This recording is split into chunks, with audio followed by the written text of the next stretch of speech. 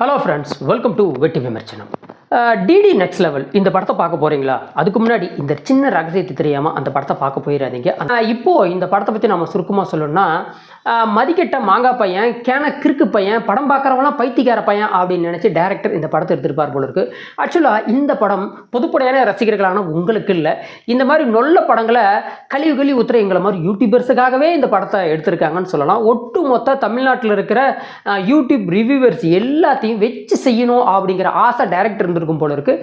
அதை நீங்கள் வச்சு செஞ்சாலும் இந்த படத்தில் நடிச்சிருக்கிற ஒட்டுமொத்த யூடியூபர்ஸ் இந்த படத்தை பாராட்டினாலும் அதையும் தாண்டி ஹானஸ்டாக பேசக்கூடிய நிறைய யூடியூபர்ஸ் இருக்காங்க. அவங்ககிட்ட நீங்கள் மாட்டிக்கிட்டீங்க அப்படின்னு தான் நம்ம சொல்லி ஆகணும். இந்த படத்தோட கதை அப்படின்னு பார்த்தா, இது வரைக்கும் உலக வரலாற்றில் வந்த பேய் படத்துக்கு உண்டான ஒட்டுமொத்த மரியாதை இந்த படத்தை மட்டமாக கெடுத்து வச்சிருக்காங்க அப்படின்னு நாம சொல்லி ஆகணும். நீங்கள் ஒருவேளை இந்த 2K ஜென்சி கிட்ஸாக இருந்தால் இந்த படத்துக்கு போனீங்கன்னு வச்சுங்க, குறைந்தபட்சம் ½ அன் அவர் அதுக்கு முன்னாடி ஐயோ மொக்க கிரிஞ்சு பண்ணா மச்சான் அப்படின்னு தேட்டரை விட்டு எந்திரிச்சு ஓடியே வந்துடுவீங்க. அந்த அளவுக்கான விஷயத்தை தான் அந்த காமெடி சீக்வன்ஸ் எல்லாம் வேற லெவலில் ரொம்ப கன்றாவியாக பண்ணி வச்சிருக்கிறாங்க. பொதுவாக காமெடி படம் அப்படின்னா அதுக்குன்னு ஒரு மரியாதை இருக்குது. அந்த மரியாதை இந்த படத்தில் டோட்டலாக அவங்க கெடுத்து வச்சிருக்காங்க. உதாரணத்துக்கு லொல்லு சபா மாறன் காமெடி ஆகட்டும், நிழல்கள் ரவி காமெடி ஆகட்டும், அதே மாதிரி கஸ்தூரி அந்த சின்ன சின்ன ட்ரெஸ்ஸை போட்டுக்கிட்டு அவங்க இந்த வயசில் பண்ணக்கூடிய காமெடி ஆகட்டும், ஆனால் சந்தானத்தோட இந்த புள்ளிங்கோ கெட்டப்போ ஆகட்டும், ரொம்ப புளிச்சு போன ஒரு விஷயமா தான் நம்ம பார்க்க முடியுது.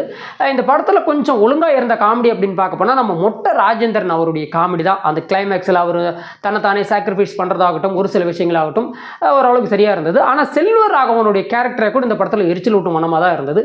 அதாவது நகைச்சுவை படம் அப்படின்னா நமக்கு சிரிப்பு வரணும். அதை விட்டுட்டு கன்றாவியாக காமெடி பண்ணுறேன் அப்படிங்கிற பேரில் மனுஷனை மட்டமாக படம் எடுத்து வெறுப்பேற்றக்கூடாது அப்படின்னு நான் சொல்லிக்கிறேன். என்னை பொறுத்த வரைக்கும் நான் ஒரு ரகசியம் சொன்னேன் இல்லையா, இந்த படத்துக்கு நீங்கள் போகிறதுக்கு போகாமலே இருங்க. அதுதான் உங்களுக்கு நல்லது. உங்கள் காசும் மிச்சம், உங்கள் டைமும் மிச்சம். ஒருவேளை இவங்க பண்ணுற அந்த மொக்க காமெடி பார்த்து தலைவலி வந்துச்சுன்னா அதுவும் மிச்சம். அதனால் வீட்டோடு இருந்துருங்க. ஒருவேளை ஓடிடியில் வந்துச்சுன்னா அப்போ கூட பார்க்கணுமா வேணாமான்னு இந்த விமர்சனத்துக்கு அப்புறம் முடிவு பண்ணிக்கோங்க. என்னை பொறுத்த வரைக்கும் இதுக்கு மேலேயாவது டிடி நெக்ஸ்ட் பார்ட் வேறு வருது அப்படின்னு சொல்கிறாங்க. அதையாவது கொஞ்சம் நல்லா அந்த பேய் படத்துக்கு உண்டான மரியாதையை கெடுக்காத வண்ணம் மட்டமாக இல்லாமல் கொஞ்சம் மகத்தான படமாக எடுங்க அப்படின்னு டைரக்டர்கிட்ட சொல்லிக்கிட்டு, தயவுசெய்து இந்த படத்துக்கு தேட்டர் பக்கம் போயிடாதீங்க அப்படின்னு ரசிகர்களாக உங்ககிட்டையும் சொல்லிக்கிட்டு விடைபெறுகிறேன்.